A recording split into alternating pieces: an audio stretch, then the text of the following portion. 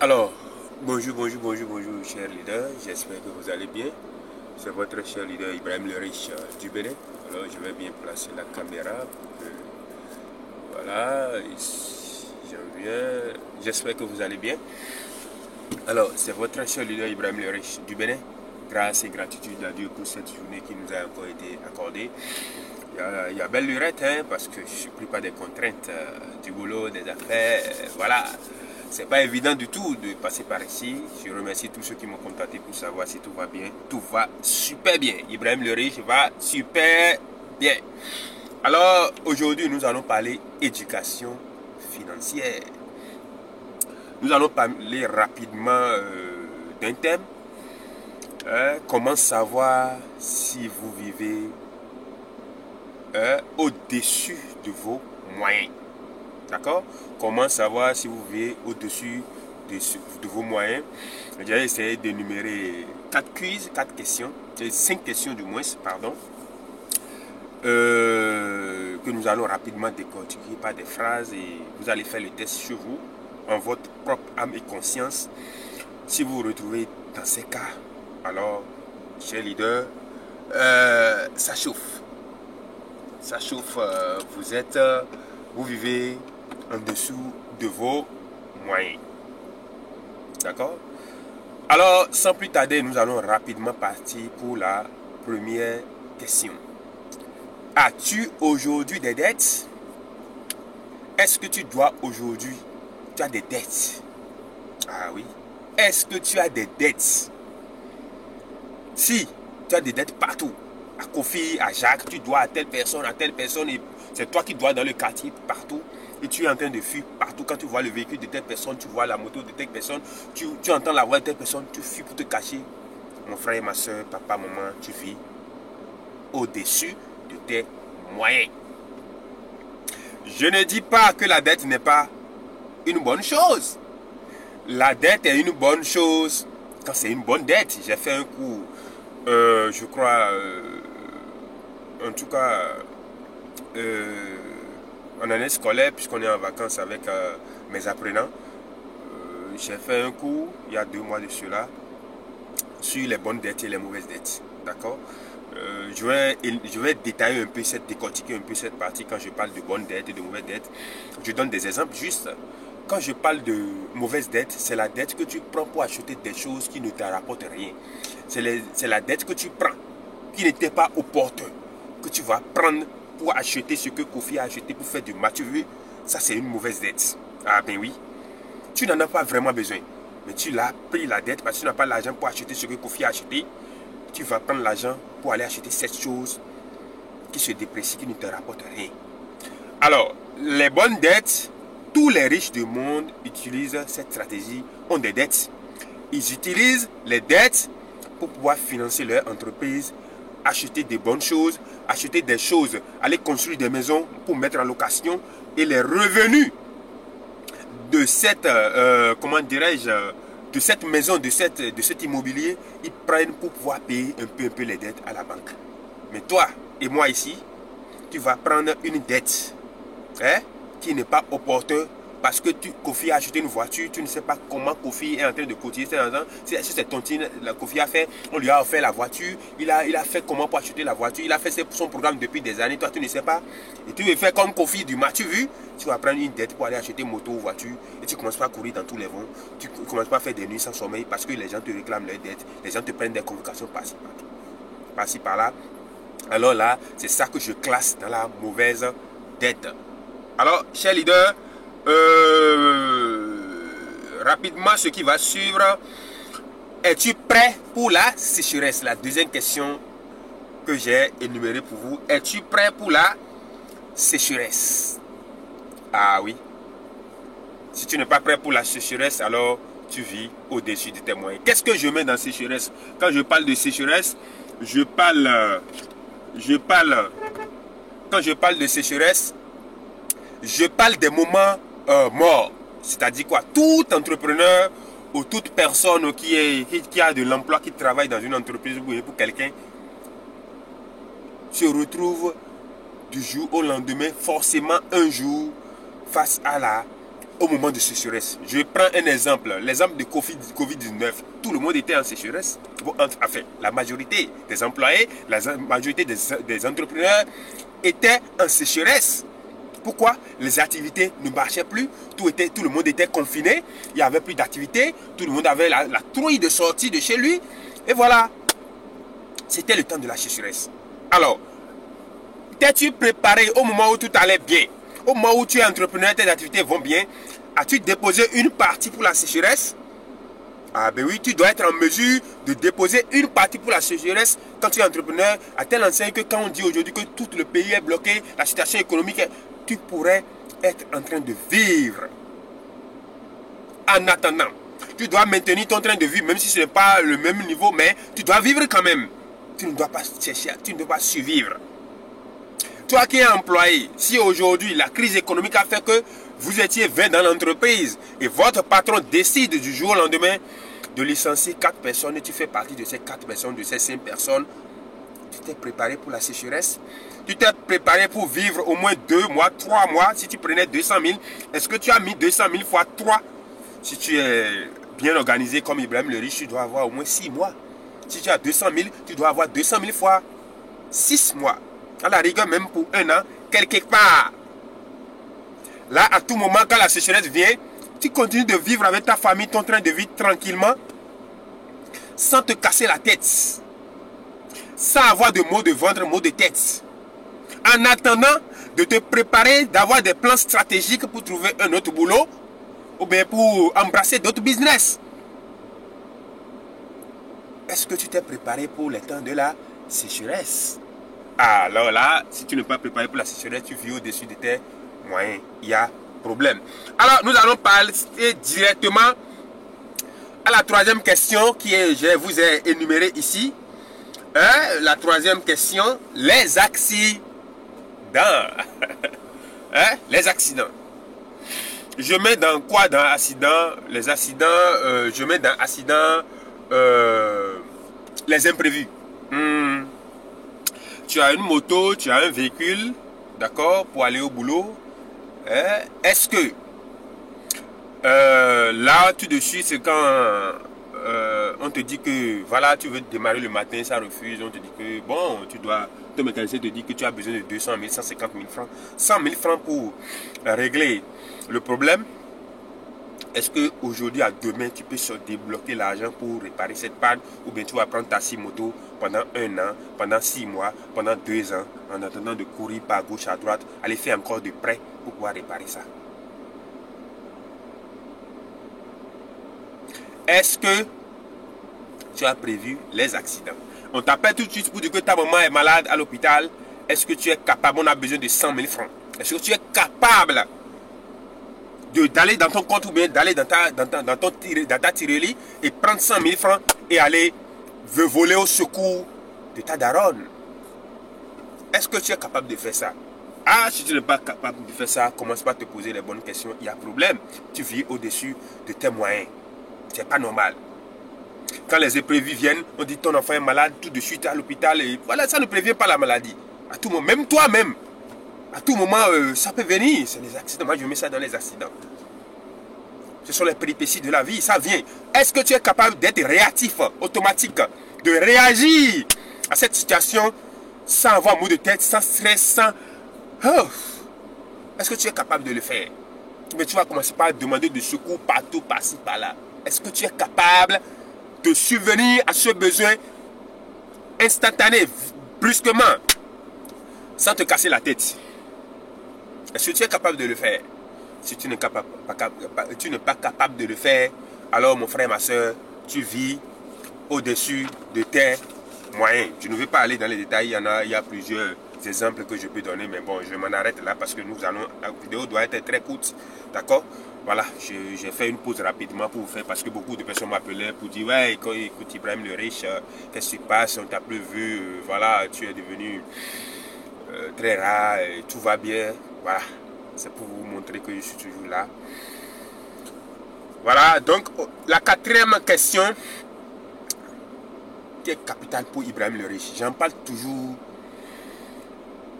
dans mes forums, dans mes conférences, dans mes cours de coaching et dans mes forums VIP de formation. As-tu un budget? Est-ce que tu as un budget? As-tu un budget? Ou bien tu as un budget passoire? Tu as un budget, mais c'est passoire. Tu dois avoir un budget. Un être humain normal qui est éduqué financièrement, qui a l'intelligence financière, doit se préparer pour son argent. Ton salaire que tu reçois en tant qu'employé, tu dois te préparer. Ce n'est pas l'argent qui va venir d'abord avant que tu ne saches ce que tu vas faire de l'argent. Tu dois avoir un budget bien tracé. Hein? Tu dois avoir un budget bien tracé. Ah, le loyer, l'argent là vient, le loyer ira ici, les imprévus ici, l'épargne ici, telle chose ici, telle chose ici. Là, l'argent vient. Tu maîtrises. Tu sais où va chaque centime de ton salaire. Chaque centime de tes revenus, tu sais où ça va.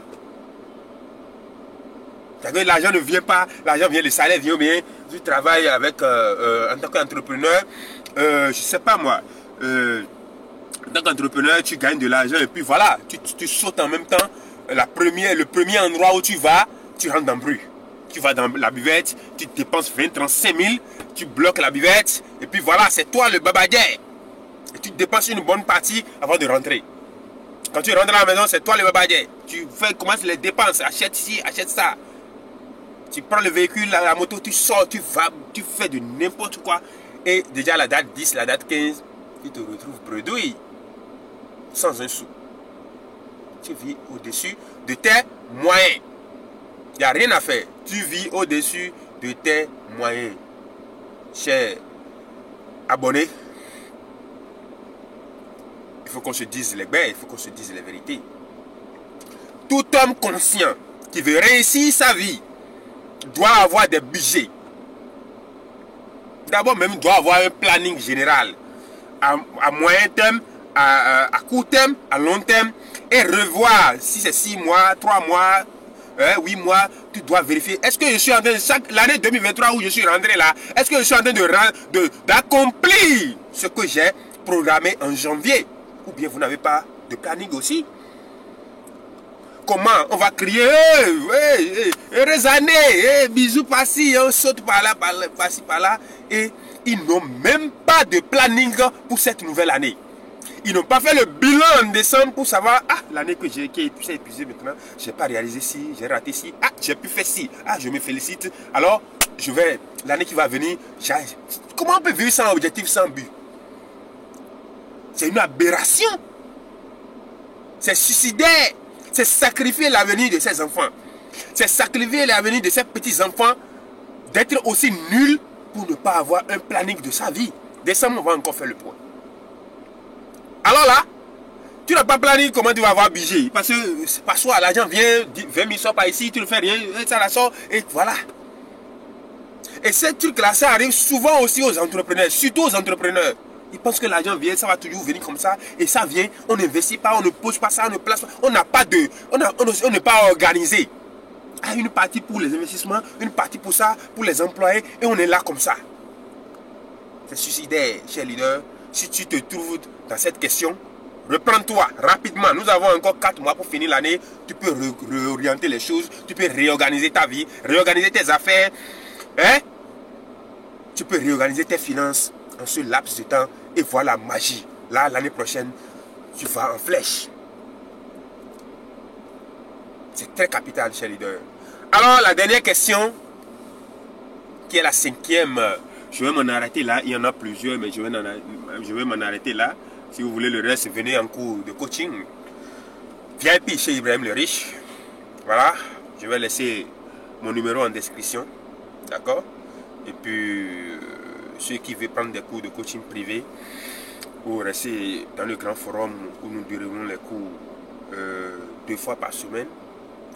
Je suis avec mon équipe. Quand je ne suis pas là, ils le font. Ils sont déjà assez formés. Alors, vous allez souscrire. Et puis, si vous êtes intéressé Tout homme a besoin de coaching, de développement personnel, d'éducation financière. Sans ça, tu peux avoir millions, milliards, tu vas revenir bredouille. Zéro. C'est des choses qu'on ne nous apprend pas à l'école. Quand je dis toujours, les gens sont fâchés, l'école est une grosse arnaque. Et ça là, qu'on nous a fait apprendre à l'école des conneries comme ça ne nous apporte rien. Ce n'est pas adapté à la réalité. La finalité de toute chose, c'est l'argent. Moi, j'aime beaucoup l'argent. J'aime beaucoup l'argent. On m'a perdu le temps. J'ai fait l'université, licence, des conneries comme ça qui ne m'ont jamais appris à gagner un franc. J'étais enragé quand j'ai compris les choses. Je crois vers 2014-2013. Depuis ce temps, j'ai juré de ne plus rentrer dedans. Je ne sais même pas où sont mes diplômes. Depuis ce temps, j'ai démissionné. Je ne demande pas de démissionner, mais ayez un second mindset d'entreprendre quelque chose à côté. C'est capital. Et pour entreprendre quelque chose à côté, il faut connaître ces choses, le développement personnel, le coaching, tout ça là, ça s'apprend. Les livres, vous n'arrivez pas à lire. Alors, la cinquième, l'iPhone. L'iPhone. Voilà, c'est un point capital. La question, l'iPhone. L'iPhone, c'est quoi? J'ai pris l'iPhone. Pourquoi? Parce que c'est pour dire...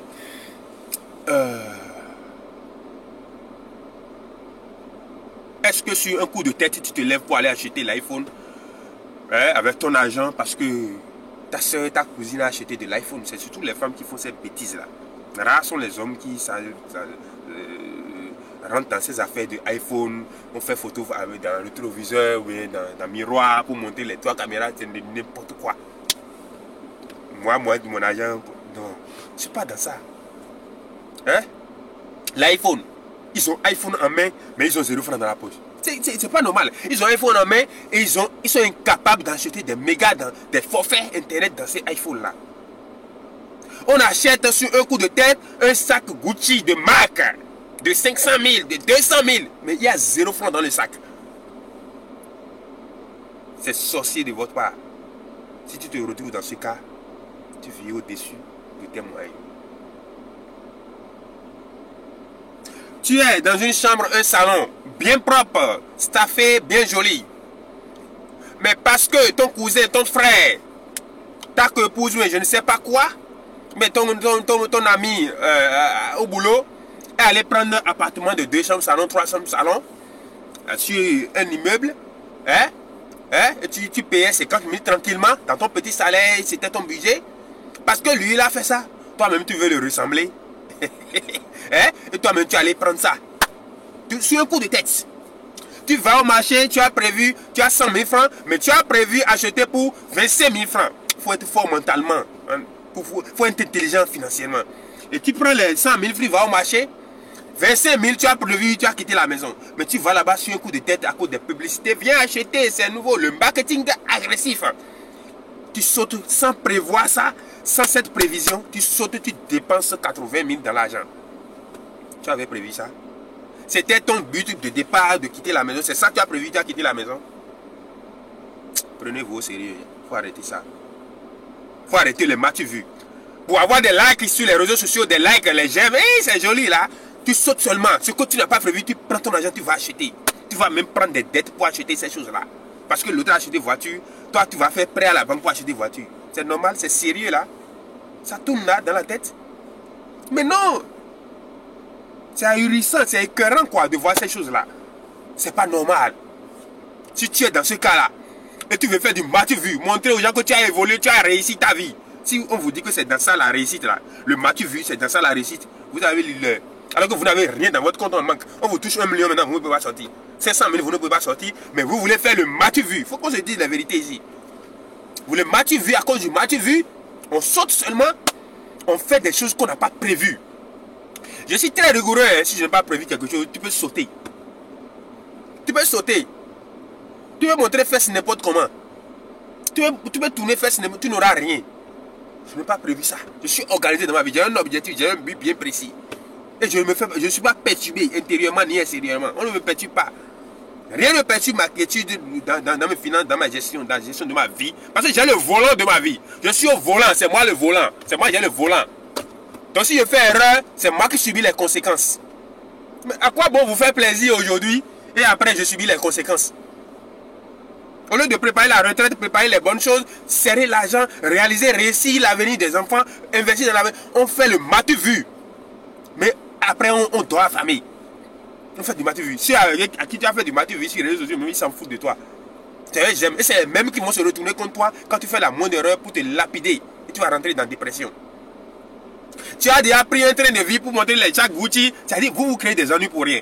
Et après, quand tu n'as plus l'argent, tu ne montres plus ces sacs Gucci. Tu es obligé de fuir les réseaux sociaux, d'aller passer ça ou bien les habits pour pouvoir toujours garder ce train. Ce niveau de vie que tu as montré aux gens sur les réseaux sociaux. C'est sérieux?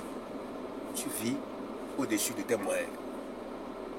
Alors, c'était votre cher leader Ibrahim le Riche du Bénin. Nous avons parlé de l'éducation financière. Coach formateur en crypto-monnaie, développement personnel, intelligence personnelle, intelligence financière, du bien, éducation financière, web entrepreneur, le sommet, investisseur, actionnaire, investisseur dans les actions. Donc si vous voulez, toute cette thématique vous intéresse, toutes ces affaires vous intéressent, mon numéro sera en description. Contactez-moi pour être au courant des bonnes opportunités, des bonnes affaires. À la prochaine, nous allons parler développement personnel. Rendez-vous au sommet, c'était moi.